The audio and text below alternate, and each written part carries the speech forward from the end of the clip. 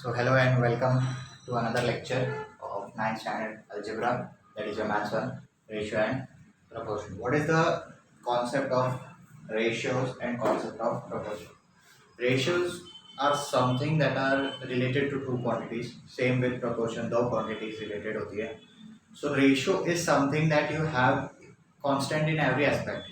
Constant in every aspect in the sense कि एक चीज़ दूसरी चीज़ के रेशियो के साथ है तो वो जब और ज़्यादा बढ़ेगी तो उसका रेशियो चेंज नहीं होगा. मतलब इन द सेंस सपोज मैं आपको कहता हूँ कि आपको एक जूस बनाना है. जूस थोड़ा मिक्स फ्रूट रहेगा. सपोज आपके पास दो जूस फ्रूट्स है, एप्पल और ऑरेंज. मैं आपको इंग्रेडिएंट्स ऐसा दे रहा हूँ कि अगर आप एक एप्पल लोगे तो उस एक एप्पल के लिए दो ऑरेंज लगेगा. अगर आपको ज़्यादा जूस बनाना है तो आप क्या करोगे, दो एप्पल लोगे तो उस दो के साथ के लिए चार ऑरेंज लोगे. कि एक एप्पल को दो लगता है तो दो एप्पल को चार ऑरेंज लगेगा. अगर मैं आपको बोलता हूँ कि तीन एप्पल लेना है तो तीन एप्पल लेना है तो आप छः लोगे, चार लेना है तो आप आठ लोगे. ऐसे करके करके आप क्या करोगे, उस जूस का बैलेंस बनाए रखोगे, उस जूस का रेशियो जो है फ्रूट्स का वो बनाए रखोगे. That is the difference between ratio and proportion. Proportion में क्या होता है, आपका एप्पल अपॉन ऑरेंज, इसका रेशियो कभी चेंज नहीं होगा. अगर आप एक गिलास जूस बनाओगे या दो गिलास जूस बनाने जाओगे तो आपका एक सेब और दो ऑरेंज लगेगा. आपका यहाँ पे दो सेब और चार ऑरेंज लगेगा. फिर भी आपको रेशियो क्या आएगा, हमेशा 1/2 ही आएगा. तीन गिलास के लिए आप 3/6 लोगे तो 1/2 रहेगा. ये डिफरेंस होता है रेशियो में. Ratio is related to two quantities. But एक चीज याद रखो, रेशियो हमेशा सिमिलर यूनिट्स पर, सेम यूनिट्स पर ही होता है, डिफरेंट यूनिट्स पर कभी नहीं होता. रेशियो आप अगर अलग यूनिट्स पे लेने जाओगे तो वो रेशियो आपका कभी करेक्ट नहीं आएगा. In the sense, let me just give you an example. Suppose करो आपके पास दो क्वांटिटीज है, आपका वाटर और मिल्क है. तो वाटर और मिल्क में अगर आप वाटर को आप लीटर्स में गिनोगे और आप मिल्क को मिलीलीटर में गिनोगे तो ये रेशियो कभी भी राइट नहीं आएगा. अगर आपको लेना है तो वाटर को भी मिलीलीटर लो, या आपको मिल्क को लेना है तो मिल्क को लीटर में लो. दोनों में से किसी एक का कन्वर्जन करो. बट अगर दोनों को कन्वर्ट नहीं करोगे तो आंसर आपको रॉन्ग आएगा. Ratio is the basic analysis of two quantities which are of same units. ये हमेशा याद रखिए आप लोग. अब हम आएंगे प्रपोर्शन पे. रेशियो हमेशा डायरेक्ट या इनवर्स नहीं होता, बट प्रपोर्शन क्या होता है, डायरेक्ट या इनवर्स होता है. मतलब कि प्रपोर्शन चेंज हो सकता है. प्रपोर्शन के दो पर्टिकुलर टाइप्स है. Proportion is, one is direct, one is inverse. Direct और इनवर्स में क्या फर्क है वो मैं अभी आपको बताता हूँ. Direct and inverse. डायरेक्ट और इनवर्स में फर्क ये है, डायरेक्ट में समझो आपकी टू क्वांटिटीज है, इसमें भी टू क्वांटिटीज है. व्हाट्स द डिफरेंस बिटवीन, ये आपको समझो फर्स्ट क्वांटिटी, ये आपकी सेकेंड क्वांटिटी, ये आपकी फर्स्ट क्वांटिटी, ये आपकी सेकेंड क्वांटिटी, कुछ भी हो सकती है दोनों क्वांटिटीज. डायरेक्ट प्रोपोर्शन में क्या होता है, अगर फर्स्ट क्वांटिटी बढ़ रही है तो उसके साथ सेकेंड क्वांटिटी भी बढ़ रही है. इनवर्स प्रोपोर्शन में क्या होता है, अगर फर्स्ट क्वांटिटी बढ़ रही है तो सेकेंड क्वांटिटी घट रही है, और अगर फर्स्ट क्वांटिटी घट रही है तो सेकेंड क्वांटिटी डेफिनेटली बढ़ेगी. Example straight away. For first quantity and second quantity, जितना आप जूस बनाना चाहते हो तो समझो आप जितना ऑरेंजेस लोगे उतना ज़्यादा जूस बनेगा. जितना आप पर्टिकुलर कोई चीज़ करने जाओगे, समझो आप जितना नंबर ऑफ ब्रिक्स लोगे, समझो आप वेट्स लेने जा रहे हो, वेइंग स्केल पे आप वे करोगे तो जितना नंबर ऑफ ब्रिक्स रहेगा उतना ही ज़्यादा वेट रहेगा. मतलब क्या हो रहा है, नंबर ऑफ ब्रिक्स जैसे जैसे बढ़ रही है वैसे वैसे वेट भी बढ़ता जा रहा है. ये आपका डायरेक्ट प्रोपोर्शन कह सकते हो. डायरेक्ट और इनवर्स में ज़्यादा फर्क नहीं है, बट आपको कॉन्सेप्ट क्लियर हो गया तो आपको फर्क समझ में आ जाएगा. सपोज करो आप गाड़ी के पेट्रोल का ही ले लो. जितना ज़्यादा आप पेट्रोल लोगे, जितना आप ज़्यादा उसमें फ्यूल कंजम्पशन रखोगे, उतना ज़्यादा आपकी गाड़ी चलेगी. और अगर आप पेट्रोल कम रखोगे तो आपकी गाड़ी ज़्यादा डेफिनेटली नहीं चलने वाली. तो ये प्रोपोर्शन रहता है, ये आपको मेंटेन करना पड़ता है. प्रोपोर्शन बराबर रह गया डायरेक्ट प्रोपोर्शन का तो आपका दोनों क्वांटिटीज ज़्यादा हो सकता है या दोनों क्वांटिटीज कम भी हो सकता है. इनवर्स प्रोपोर्शन में इसका उल्टा होता है। इनवर्स प्रोपोर्शन में आप गाड़ी का ही एग्जांपल ले लो, जितनी तेज आप गाड़ी चलाओगे, जितना स्पीड ज्यादा होगा, उतना ही आपको कम टाइम लगेगा क्रॉस करने में, पर जितना स्पीड कम होगा उतना ही आपको ज्यादा टाइम लगेगा। गोवा पहुंचने के लिए यहाँ से 12 घंटे लगते हैं। 12 घंटे में अगर आप गाड़ी को पूरा 100 की स्पीड पे भगाते हो 1 घंटे के लिए, 100 किलोमीटर पर आवर, तो आपका 100 किलोमीटर पर आवर के हिसाब से गाड़ी आपकी समझो पहुंच गई तो आपको ज्यादा से ज्यादा 7 या 8 घंटे लगेंगे। पर अगर आप गाड़ी बैलगाड़ी की स्पीड से चलाओगे, 70-80 की स्पीड रखोगे, 60 की स्पीड रखोगे, तो डेफिनेटली आपको वो 7-8 घंटे से ज्यादा टाइम लगेगा। बेसिक अंडरस्टैंडिंग है कि अगर एक क्वांटिटी बढ़ रही है तो दूसरी क्वांटिटी कम ही होने वाली है। मतलब कि अगर समझो एक पर्टिकुलर क्वांटिटी का आपका वैल्यू बढ़ रहा है तो दूसरे क्वांटिटी का वैल्यू घटेगा इनवर्स प्रोपोर्शन में। बट डायरेक्ट प्रोपोर्शन में क्या है कि अगर एक क्वांटिटी बढ़ती है तो उसी के साथ साथ दूसरी क्वांटिटी भी ज्यादा बढ़ती है। नॉट नेसेसरी कि दोनों की इक्वल क्वांटिटी है। कि अगर गाड़ी का मतलब समझो गाड़ी अगर आपकी 50 लीटर्स पेट्रोल कंज्यूम करती है या एक टाइम में भर सकती है, तो नॉट नेसेसरी वो 50 किलोमीटर ही चलेगी, वो 50 किलोमीटर से ज़्यादा भी चल सकती है। ये समझो आपका 50 लीटर्स पेट्रोल पे वो अगर 100 किलोमीटर चलती है, तो ऐसा भी हो सकता है कि जब वो 100 लीटर्स पेट्रोल भराएगी तो 200 किलोमीटर भी चलेगी। इसमें भी वेरिएशन में आपके प्रपोर्शन में रेशियो आता है। बट आप फिलहाल के लिए याद रखो कि डायरेक्ट और इनवर्स प्रोपोर्शन क्या है। डायरेक्ट में अगर एक क्वांटिटी कम है तो दूसरी क्वांटिटी भी कम होती जाएगी। डायरेक्ट में एक क्वांटिटी ज्यादा हो रही है तो दूसरी क्वांटिटी भी ज्यादा होगी। इनवर्स प्रोपोर्शन में एक क्वांटिटी ज्यादा हो रही है तो दूसरी वाली कम होगी, और एक क्वांटिटी कम हो रही है तो दूसरी वाली ज्यादा होगी। Take a good look at this one and try to understand it by reading in your textbook. We will move to the practice set 4.1. Practice set 4.1 is just based on your ratio part. Ratio part बहुत easy है, 8 questions है, उसमें से हम कुछ questions skip करेंगे जो आपको होम असाइनमेंट रहेगा। Till then take a good look at this one. So practice set 4.1, first question is find the from the following pair of numbers find the ratio of first number to the second number. इसमें से हम दो sums करेंगे practice set 4.1 के question number 1 में से आपका second और थर्ड करेंगे। Second is your 38 and 57. Third is your 52 and 78. You have to find out the ratio of first number to the second number. मतलब पहले वाला नंबर कौन सा है सेकंड वाले में, थर्ड 38 के दूसरे 57 से, मतलब 38 न्यूमरेटर में रहेगा और 57 denominator. Therefore the ratio of first number to the second number is equal to 38 upon 57। ये किसके टेबल में है, 19 के टेबल है। 19 2s are 19 3s are 19 gets cancelled, your answer is 2 upon 3, that is 2:3। Next you have 52, 78। आप फिर से यही स्टेटमेंट लिखोगे, the ratio of first number to the second number is equal to 52 upon 78। This goes in the table of 26 2s are 26 3s are। आपका 26 cut हो जाता है, 2 upon 3 which is nothing but your 2 ratio 3। आपका 72 upon 60 भी almost same answer आएगा। आप try कीजिए घर पे। First question is for home assignment and take a good look at this one. You have to write the statements properly that the ratio of first number to the second number is equal to आपका first number upon second number। फिर आप उसके tables देखोगे, tables में कौन से table में दोनों आ रहे हैं। अगर कोई भी टेबल में दोनों एंड में नहीं आते, जैसे 2 और 3 सिर्फ 1 के टेबल में आता है पर खुद के टेबल में कभी नहीं आने वाला, तो इसलिए मैंने आगे डिवाइड किया ही नहीं, तो इसलिए आपको आंसर डायरेक्टली 2:3 आ सकता है। In second question we will solve 4 sums. Second question, that is your 14 rupees and next quantity is 12 rupees. Sorry, 12 rupees and 40 paise or whatever. Now we all know that 1 rupee is how much paise? 100 paise. तो आप दोनों को पहले पैसे में convert करो. We know that 1 rupee is equals to 100 पैसे.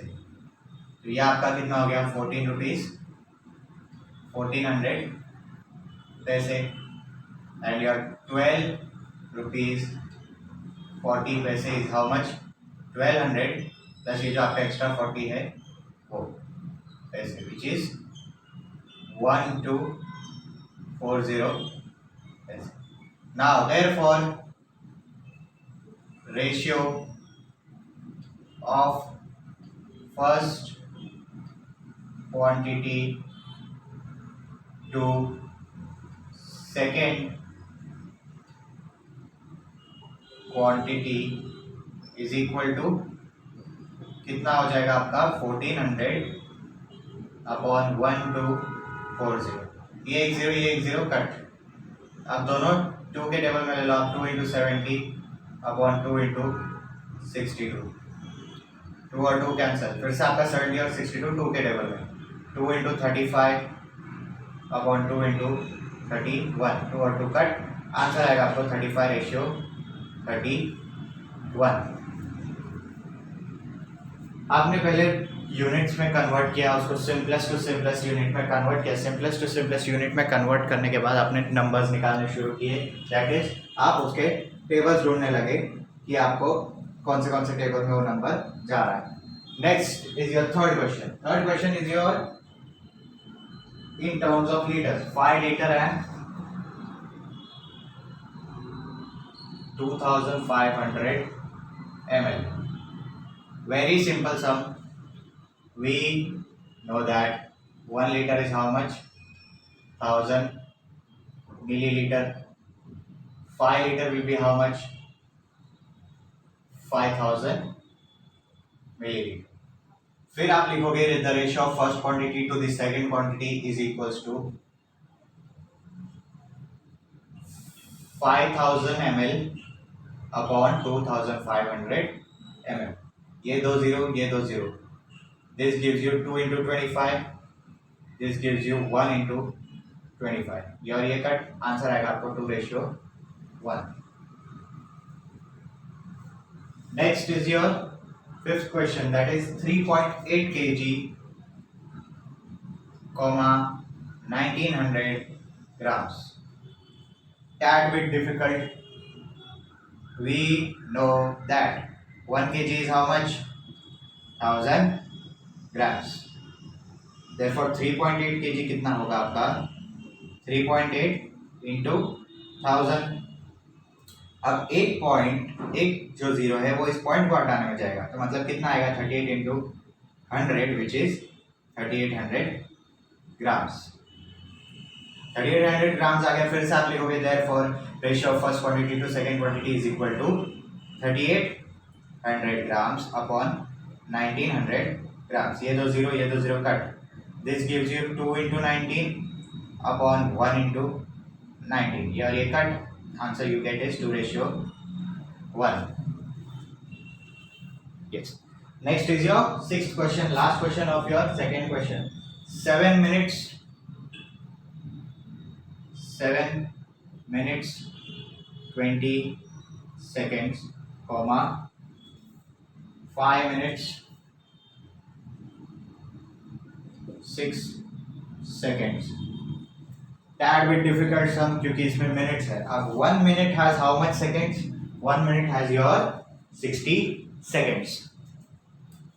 We know that 1 minute is equals to 60 seconds. तो आपका 7 minutes 20 second कितना होगा 7 into 60.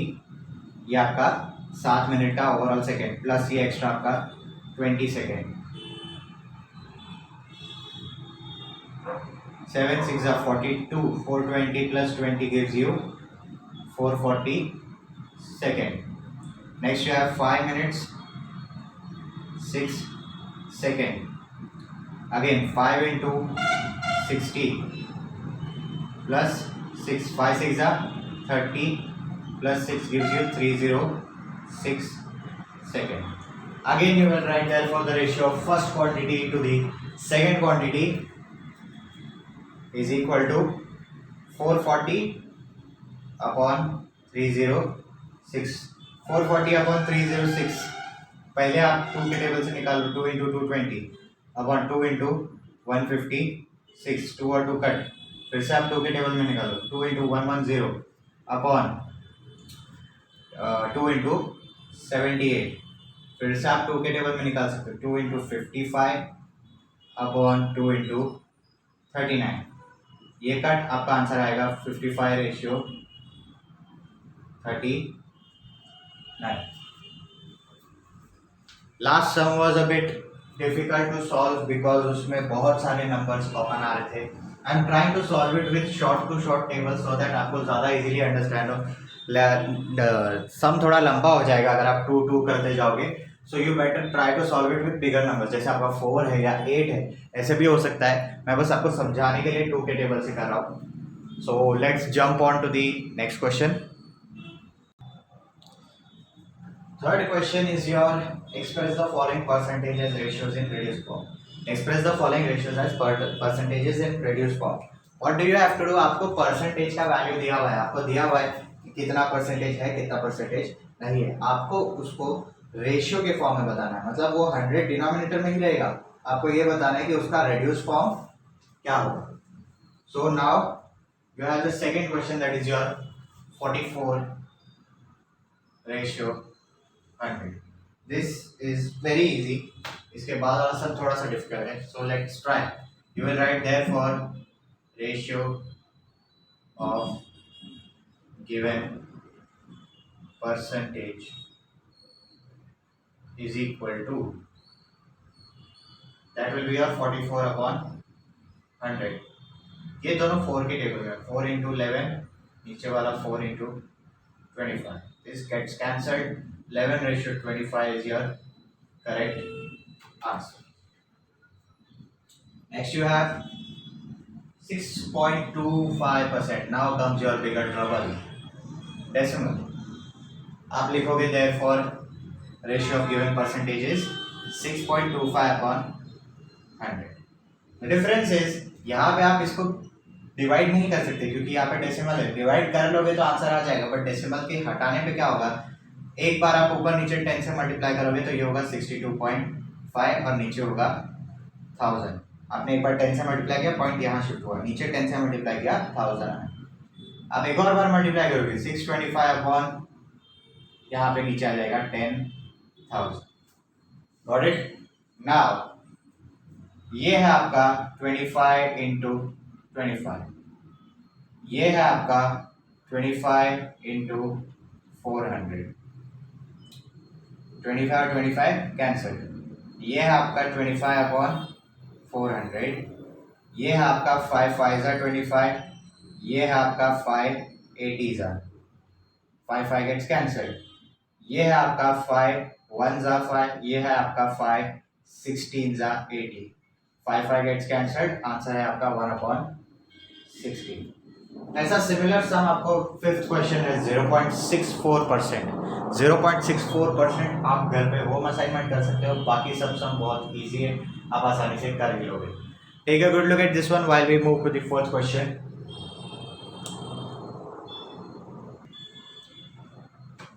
Fourth question is tad bit difficult because this requires inverse proportion. I'll just give you a rough example. Number of days and number of person. Let me just read it out to you. 3 person can build a house in 8 days. 3 person can build a house in 8 days. To build the same house in 6 days, how many person are required? 3 persons are required to build a house in 8 days. For the house to be completed in 6 days, how many persons are required? ये क्या है, आपका inverse proportion का example है. जितने ज्यादा लोग होंगे उतना तेजी से काम होएगा, उतने कम दिन में घर बनेगा. जितने कम लोग होंगे उतना ज्यादा टाइम लगेगा काम करने में, उतने ही ज्यादा दिन में घर बनेगा. let the number of persons be x. Number of person आपने क्या ले लिया अभी, x ले लिया. Next what you will do is, आप अभी इसका रेशियो थोड़ा अलग करोगे. देयरफॉर बाय गिवन कंडीशन आपको हो जाएगा ये 8/6 is equal to x upon 3, sorry 3 upon x. Wait a minute, 83 okay, उल्टा ही रहेगा, sorry, x upon 3. Now let me just give you the reason why. When you try to solve direct proportion, आप directly लेते हो x is directly proportional to y. ये कब होता है डायरेक्ट प्रोपोर्शन में. इनवर्स प्रोपोर्शन का कंडीशन क्या है, एक क्वांटिटी यहाँ है तो दूसरी क्वांटिटी नीचे होती है. तो आपका 8 डेज वाला यहाँ है तो नंबर ऑफ पर्सन समझो नीचे ही होगा. वैसे ही आपका यहाँ पे 8 डेज यहाँ है तो उसी के नंबर वाला पर्सन यहाँ पे. आपका 6 डेज वाला घर यहाँ है तो उसी का नंबर वाला ऊपर है. Try to get this. ये हो जाए 3 यहाँ पे आपका डिवाइड हो रहा है, यहाँ आएगा तो multiply 8 into 3/6 is equals to x. 3 1 जा 3 2 जा 2 1 जा 2 4 जा तो x इज इक्वल्स टू 4. तो आप इनडायरेक्टली आंसर में लिखोगे therefore 4 person are required to build the same small house in 4 days. Sorry 4 person are required to build the small house in 6 days. आपने ये x को पर्सन लिया है कि आपके 4 लोग लगेंगे अगर आपको वही घर 6 दिन में बना के चाहिए. Take a good look at this one. Next question, fifth one. Fifth question states, convert the following ratios into percentages. Third question is your 7/10. मतलब आपको अभी क्या दिया है, आपने थर्ड क्वेश्चन जो था पिछला वाला थर्ड क्वेश्चन थोड़े टाइम पहले, you saw that आपके थर्ड क्वेश्चन में आपको परसेंटेज दिया है पर उसको रेड्यूस करके रेशियो निकालना है. You are given the percentage, you had to reduce it in the form of ratio. यहाँ पे आपको रेशियो दिया है, आपको परसेंटेज पे फॉर्म करना है. Basic understanding let me give you. आप क्या बोलते हैं रिजल्ट के बाद परसेंटेज निकालते हो. समझो आपको 983/1000 आता है तो आप क्या 983 आउट ऑफ 1000 आता है तो आप क्या करते हो, आप इस 983/1000 को क्या करते हो, आप 100 से मल्टीप्लाई करते हो. फिर 100 से मल्टीप्लाई करने के बाद जो भी आंसर आता है वो आपका परसेंटेज होता है. Same thing you have to do here. आपको 100 से मल्टीप्लाई करना है सिर्फ रेशियो को और कुछ नहीं करना है. 7/10. Therefore, percentage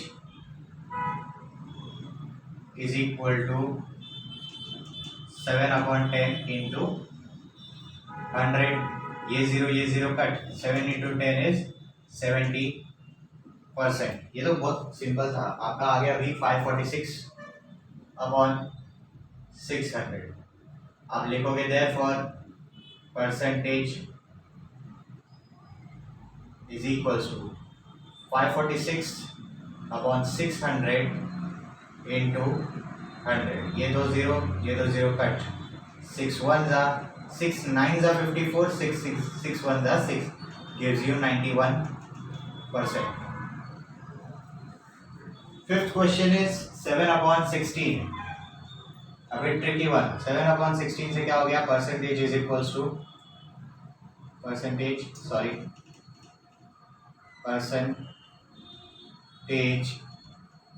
is equals to 7/16 into 100. Now to divide this, ये हो गया आपका 4 जा 16, ये हो गया आपका 4 25 जा 100.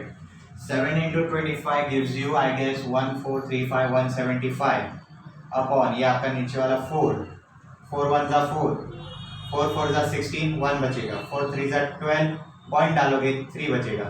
4 7 जा 28 पॉइंट डालोगे 2 बचेगा. 4 5 जा 20. Answer is 43.75%. ये आपको अगर आंसर नहीं आ रहा है तो आप डायरेक्टली सिंपल कैलकुलेशन जो है आपका डिवीजन का उससे भी कर सकते हो. आप 175 को अंदर लेके 4 पर डिवाइजर बना के आप सेम आंसर निकाल सकते हो. नॉट नेसेसरी टफ कैलकुलेशन नहीं है इतना. So try to do this sum at home.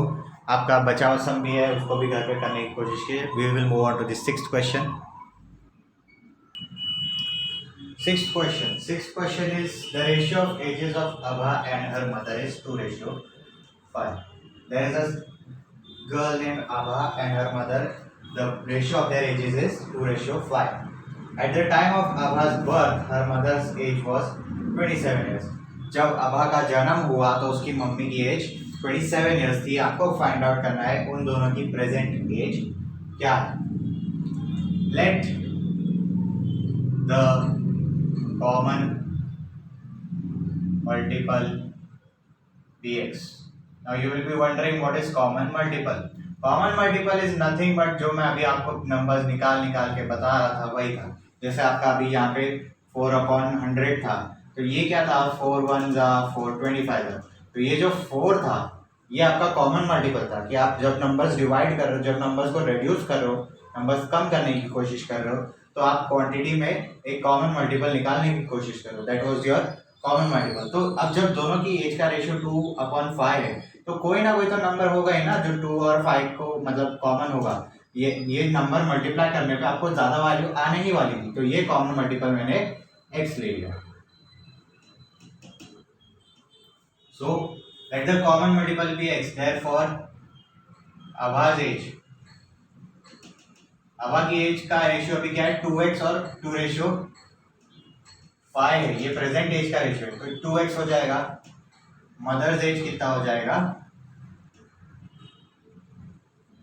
5x. Mother's as 5x हो गया. फिर आपको क्या दिया है at time of Abha's birth her mother's age was 27 years. Her age was 27 years. मतलब क्या हो गया कि जब अबा की एज 0 थी, अबा का जन्म नहीं हुआ था, तो उसकी मम्मी की एज 27 years थी. इन शॉर्ट इसका मतलब क्या हो गया कि इन दोनों की एज का डिफरेंस 27 years हो गया. जब अबा की मम्मी की एज 28 होगी, अबा 1 year की होगी, 28 - 1 27. जब अबा की मम्मी की एज 30 years होगी, तो अबा की एज कुछ अलग होगी जिसका भी डिफरेंस 27 आएगा. मतलब अबा की मम्मी उससे 27 years बड़ी ही रहने वाली है. तो उन दोनों bye given condition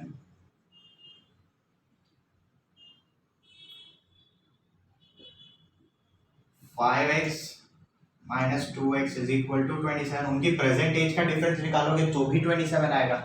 what is this 3x is equals to 27 and x is equals to 9. Common multiple क्या आया 9. Therefore Abha's age is equal to 2x, which is 2 into 9, which is 18 years. Her mother's age is equals to 5x, which is 5 into 9, which is 45 years. Take a good look at this one. We will move on to the seventh question.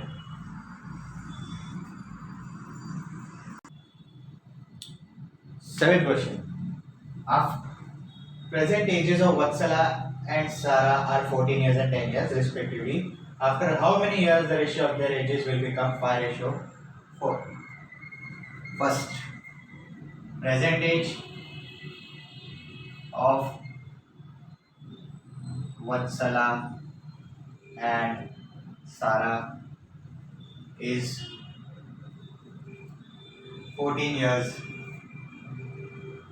and 10 years respectively. Present age उनकी 14 year और 10 year respectively है.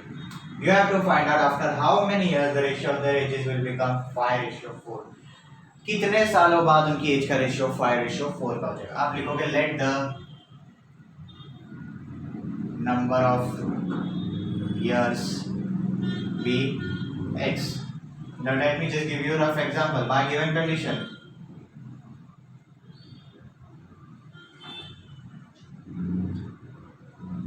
If 14 plus x plus 10 plus x upon 10 plus x is 5:4. What is the meaning? 14 साल और 10 साल अभी उनकी as है, आपको ये बताना था कि कितने सालों बाद उनकी एज का रेशियो 5:4 होगा। मैंने वो साल को x ले लिया और फिर बाद में उनकी प्रेजेंट एज को ऐड कर दिया, मतलब इस x ईयर के बाद आपका उनकी एज का रेशियो 5:4 होगा। आप इसको क्रॉस मल्टीप्लाई करोगे, आंसर आएगा 4 × 14 plus x is equal to 5 × 10 plus x। 4 × 14 is, I guess, yes, 56 plus x, 4x. This is 50 plus 5x plus 4x यहाँ गया तो minus 4x plus 50 यहाँ गया तो minus 50. 5x minus 4x gives you x. 56 minus 50 gives you 6. आपको x क्या आया? 6. What does this imply? This implies that 6 साल के बाद उनकी एज का रेशियो 5:4 होगा. You will write in the statement that after 6 years the ratio of ages of Vatsala and Sara will be 5:4. Next is your 8th question. 8th question मैं read करके ही आपको समझा देता हूँ. Ratio of ages of Rihanna and her mother is 2:7 years. After 2 years the ratio of their ages will be 1:3. आपको Rihanna और उसकी mother की एज का रेशियो कितना दिया है? 1:3. आफ्टर 2 years उसकी एज का रेशियो है, सॉरी, आपका प्रेजेंट एज 2:7 है, आफ्टर 2 years 1:3 होगा. आप कॉमन मल्टीपल x लोगे तो यहाँ 2x आएगा, यहाँ पे 7x आएगा. वन थिंग, 2x आया, 7x आया. आपको बोला आफ्टर 2 years एज का रेशियो क्या है? 1:3. ये क्या है? इन दोनों की एज है. 2 साल बाद की एज क्या होगी? 2x plus 2, ये होगा 7x plus 2. मतलब इन शॉर्ट आपको क्या आएगा? 2x plus 2 upon 7x plus 2 1/3. आप क्रॉस मल्टीप्लाई करके x की वैल्यू निकालोगे.